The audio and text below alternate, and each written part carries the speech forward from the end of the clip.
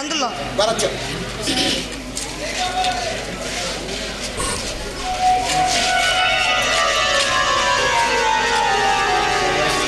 வாருங்கள் விருந்தாளியே, தாங்கள் வந்ததன் நோக்கம்? எல்லோரும் நலம் விரும்பி மன்னரை காண வந்துள்ளேன். மகிழ்ச்சியாக இருக்கிறது. வந்த காரணத்தை கூறலாது. தற்போது தங்களின் ஆள்கைக்கு கீழ் இருக்கும் நாகலாபுரம், சுப்புராயபுரம் அந்த 2 ஊர்களும் ஒரு காலத்தில் எட்டயபுரம் மன்னன் எட்டப்பனுக்கு சொந்தமானது. இன்று அது தங்களின் கட்டுப்பாட்டுக்குள் இருக்கிறது. அது என் கட்டுப்பாட்டில் தான் இருக்கிறது என்பதற்கு அடியேன் மறுப்பேதும் தெரிவிக்கவில்லையே. அந்த 2 ஊர்களையும் எட்டப்பனிடமே திரும்பி ஒப்படைக்க வேண்டும் என்பது வெள்ளைக்கார பிரபுவின் கட்டளை. வேடிக்கையாக இருக்கிறது. இதை நீ கேட்டாலே கொடுத்திருப்பேனே எட்டப்பா. கட்டபொம்மா, எட்டப்பா, தாடி வைத்தால் முகத்தை மாற்றி விடலாம், உன் குரலையும் திருட்டு மொழியையும் மாற்ற முடியாதென்றோ.